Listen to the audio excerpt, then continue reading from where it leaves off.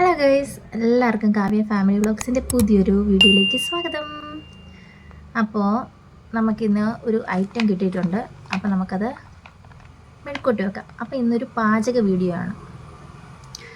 ഞാൻ രാവിലത്തെ തിരക്കിലൊക്കെയാണ്. അപ്പോൾ അതിൻ്റെ ഇടയ്ക്ക് ഒരു വീഡിയോ എടുക്കാമെന്ന് വിചാരിച്ചിട്ടാണ് ഇപ്പോൾ വീഡിയോ എടുക്കുന്നത്. അപ്പോൾ നമ്മുടെ ഐറ്റം എന്താണെന്നറിയാവോ? ചക്കക്കുരു. ചക്കക്കുരു സീസണുണ്ട്. ഇപ്പോൾ ചക്ക സീസണൊക്കെ ആയതുകൊണ്ട് ചക്കക്കുരു ഒക്കെ കിട്ടി തുടങ്ങിയിട്ടുണ്ട്. അപ്പോൾ ഇത്രയും ദിവസം ഇടിഞ്ചക്കയും കാര്യങ്ങളും ഒക്കെ ആയിട്ട് ഞങ്ങളിങ്ങനെ ഉന്തിത്തള്ളി വിടുമായിരുന്നു. അപ്പോൾ ഞങ്ങൾക്ക് ഇന്നലെ ഒരു ചക്ക കിട്ടി. അത് ഞങ്ങൾ പുഴുങ്ങി അതിൻ്റെ ചക്കക്കുരുവാണിത്. അപ്പോൾ ഇതുകൊണ്ട് നമുക്ക് ഇന്ന് മെഴുക്കൂട്ടി വെക്കാം. ചക്കക്കുരു മുരിങ്ങയ്ക്ക ഇട്ട് കറി വെച്ചാൽ നല്ല സൂപ്പർ ടേസ്റ്റാണ്. അപ്പോൾ ഇന്ന് ഞങ്ങൾക്ക് മുരിങ്ങയ്ക്ക കിട്ടാത്തതുകൊണ്ട് നമുക്കിന്ന് മെഴുക്കൂട്ടി വെക്കാം. ഓക്കെ, അപ്പോൾ നമുക്ക് വീഡിയോയിലേക്ക് പോവാം. അപ്പോൾ ഇതാണ് അമ്മ രാവിലെ ഇതെല്ലാം പൊളിച്ച് എടുത്തു വെച്ചേക്കുവാണ്. ഞങ്ങൾ വീട്ടിലൊക്കെ ആണെങ്കിൽ ഇതിൻ്റെ തൊലിയൊക്കെ നല്ല രീതിയിൽ കളയും. പക്ഷേ ഇത് തൊലി നല്ലതാണെന്ന് പറയും, അതുകൊണ്ട് ഇപ്പം കളയുന്നില്ല. ഇത് നല്ലതെന്ന് പറയും, എന്താണ് കാരണം എന്നൊന്നും എനിക്കറിയില്ല. പക്ഷേ നല്ലതെന്ന് പറയും, അതുകൊണ്ട് ഞാൻ കളയുന്നില്ല. അപ്പോൾ ഇത് ഞാൻ അരിഞ്ഞിട്ട് കാണിക്കാം. എനിക്ക് സ്റ്റാൻഡ് എൻ്റെ ഒടിഞ്ഞു പോയത് കാരണം എനിക്കിത് മൊത്തം വീഡിയോസ് കാണിക്കാൻ പറ്റത്തില്ല. അപ്പോൾ ഞാൻ അരിഞ്ഞ് കഴിഞ്ഞിട്ട് കാണിക്കാം. ഓക്കേ,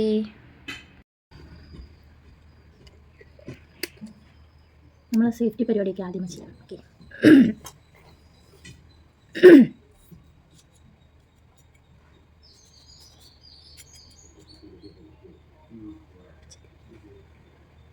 ഇതെടുത്ത്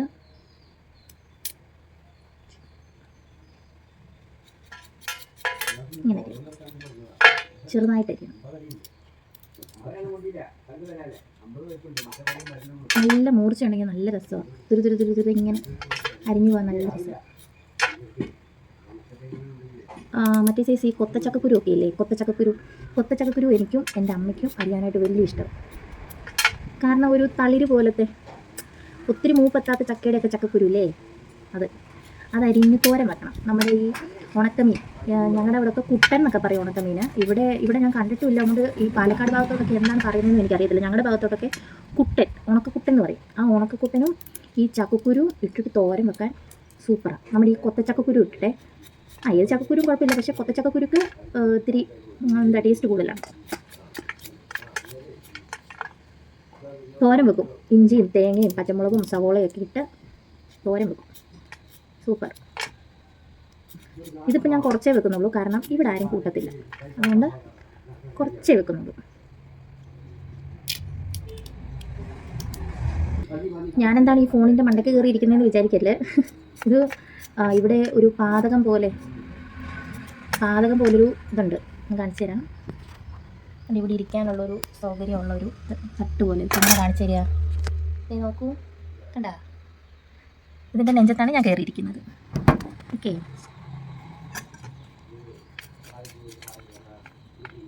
അപ്പം ഞാൻ അരിയട്ടെ.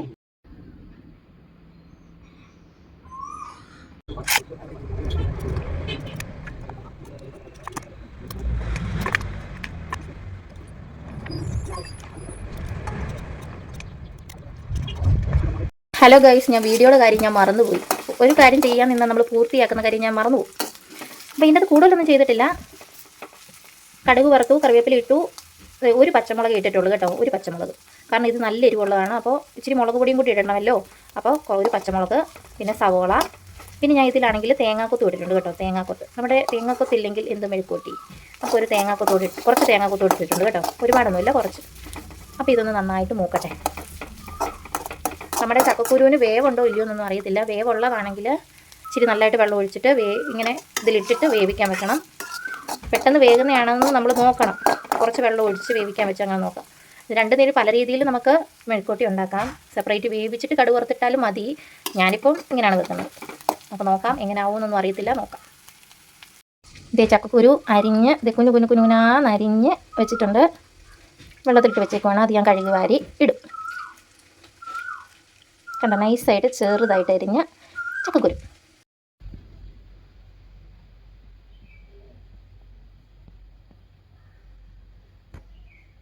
നമ്മൾ കഴുകി വാരി വെച്ചിരിക്കുന്ന ചക്കക്കുരു നമുക്കിതിലേക്ക് തട്ടാം. ഞാൻ കുറച്ചേ ഉണ്ടാക്കുന്നുള്ളൂ കേട്ടോ. എല്ലാവരും കഴിക്കുമല്ലോ എന്നൊന്നും അറിയില്ലല്ലോ, അപ്പോൾ കുറച്ചേ ഉണ്ടാക്കുന്നു. ഇതിലേക്ക് കുറച്ച് മഞ്ഞൾപ്പൊടിയും കൂടി ഇട്ട് മുളക് പൊടിയും കൂടി ഇട്ട് ഇച്ചിരി വെള്ളം ഒഴിച്ച് വേവിക്കാൻ വെക്കാം. മഞ്ഞൾപ്പൊടിയും കുറച്ച് മുളക് പൊടിയും ഇട്ടിട്ടുണ്ട്. ഇനി നമുക്ക് ആവശ്യത്തിനുള്ള കുറച്ച് വെള്ളം ഒഴിക്കാം. ഇതിന് വേവുണ്ടോയെന്ന് അറിയത്തില്ലല്ലോ, നമുക്ക് നോക്കാം. നമ്മൾ ആദ്യമായിട്ടാണ് ഈ ചക്കക്കുരു മെഴുക്കുവരട്ടി വെക്കാനായിട്ട് എടുക്കുന്നത്, അപ്പോൾ അതുകൊണ്ട് അറിയത്തില്ല. നോക്കട്ടെ, ഇത്രയും വെള്ളം മതി. ഇത്രയും വെള്ളത്തിലിരുന്നൊന്ന് വെന്ത് നോക്കട്ടെ. എന്നിട്ട് നമുക്ക് വേണമെന്നുണ്ടെങ്കിൽ പിന്നീട് വെള്ളം ഒഴിക്കാം. ഓക്കെ, നമ്മുടെ മെഴുക്കുവരട്ടി ഏകദേശം ഈ പരുവായി. പക്ഷെ നമ്മളൊരു കാര്യം മറന്നു, ഉപ്പിടുന്ന കാര്യം. അപ്പോൾ നമുക്ക് ആവശ്യത്തിനുള്ള ഉപ്പും കൂടി ഇട്ട് കൊടുക്കാം. മറന്നുപോയി കൊടുക്കാം. ഇത് നല്ല വേവുള്ള മെഴുക്കുവരട്ടിയൊന്നും അല്ല, നല്ല വേവുള്ള ചക്കക്കുരു അല്ല. അതുകൊണ്ട് തന്നെ ഇത്രയും വെള്ളം മതി. നമ്മൾ ഒഴിച്ച വെള്ളമൊക്കെ പറ്റിയിട്ടുണ്ട്. ഇത്രയും വെള്ളം മതി കേട്ടോ. ഇനി കുറച്ച് നന്നായിട്ട് അവിടെ ഇരുന്ന് മൊരിയട്ടെ.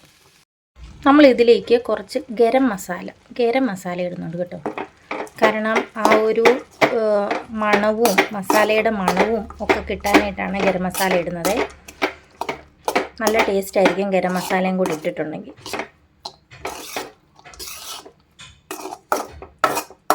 ഇതിവിടെ നിന്ന് നന്നായിട്ട് വേകട്ടെ.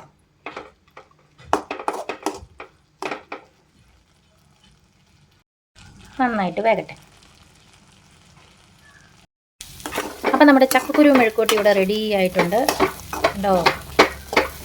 വാവ്,